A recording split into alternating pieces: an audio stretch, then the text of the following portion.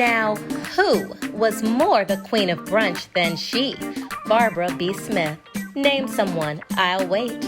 This Renaissance woman was the ultimate all-around host, entertainer, and cook, and she did it with style and grace. So let us all hail this queen, and to usher in brunch season, learn to whip up a proper brunch dish, fish and grits. For the fish, here's what you need. Salmon fillets, 1 lemon, tomatoes, some capers, and a bunch of cilantro. For the grits, you'll need instant or quick grits, chicken stock, heavy cream, cream cheese, and smoked Gouda. Now this blackened spice I'm going to show you how to make is something I use in a lot of my dishes, especially on grilled meats during summer grilling. So take heed. You're going to use seasoning salt, onion powder, garlic powder, black pepper, oregano, cayenne pepper, and a lot of paprika. To make the rub, mix all of these spices together in equal parts, a little less cayenne, and about 3 times as much paprika. Set aside. Now we'll make a fresh relish for our fish of tomato, cilantro, and capers. Wash and chop your tomato. After rinsing the cilantro, you want to tear away the leaves. It's okay to get some tender stems in there, but you want to avoid big stems. You can see the leaves and stems separated here. Chop and add to the tomato. Next we'll add the capers. They're like a pop of citrus. Cut your lemon and add a good squeeze. Add some salt and pepper. Mix that salsa well and set aside. Next we'll rinse our salmon fillets. The skin is easy to remove once cooked. Give it a good squeeze of lemon, sprinkle of salt, and then we season it up with our homemade blackening spice. Do not hold back on this. Remember, the blackening seasoning we made is mostly herbs and just some salt. You want the top and both sides of the fish coated well. Pat that rub in good. Now it's time to cook. Heat a pan over high heat and add some cooking oil. This pan must be very hot. We'll place our salmon fillets in the pan, skin side up, so the flesh that you seasoned will be down to sear for 3 to 4 minutes. Once the fish is in the very hot pan, to sear, turn down the heat to low. Let it sear up. Resist the urge to flip it over until about that 3-minute mark.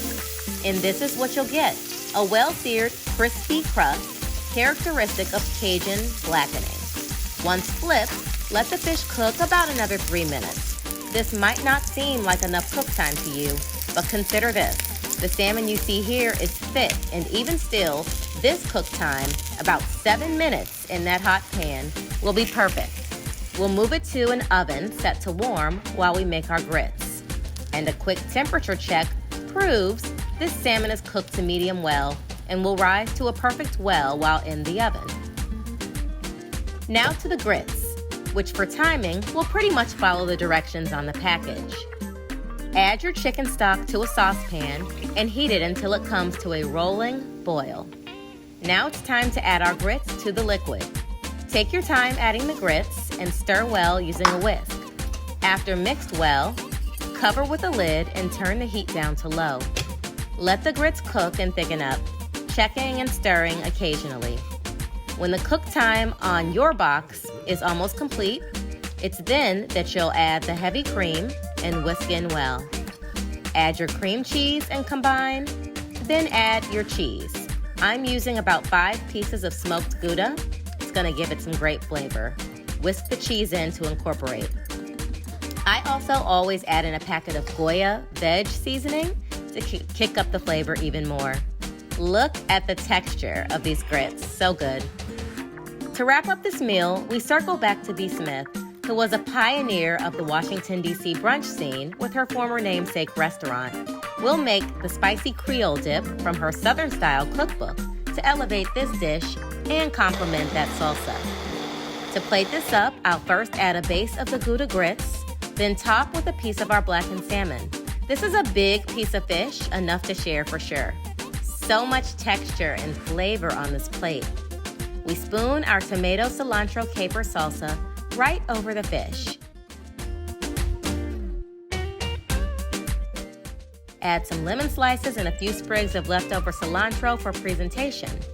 And last but certainly not least, B. Smith's offering, Spicy Creole Dip, which you may serve on the side or add directly to the plate. And there you have it, my take on brunch fish and grits. The salmon has a crispy, blackened exterior, moist and flaky interior, up against creamy, smoky grits with a fresh pop of citrusy tomato caper salsa and Creole sauce.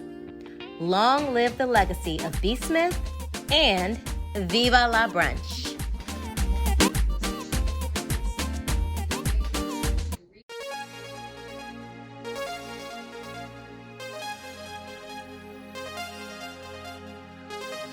The kitchen and patio are so much more than just space to cook. In times of uncertainty, they can help create a sense of peace that feeds both your spirit and your family. If you enjoyed this video and want to see more like it, please give it a thumbs up, comment, and be sure to subscribe. Recipes posted weekly. To see what I'm cooking daily, tips, and other fun content, join me on social media. I'm at Omni Enthusiast on IG, Facebook, and at omnienthusiast.com.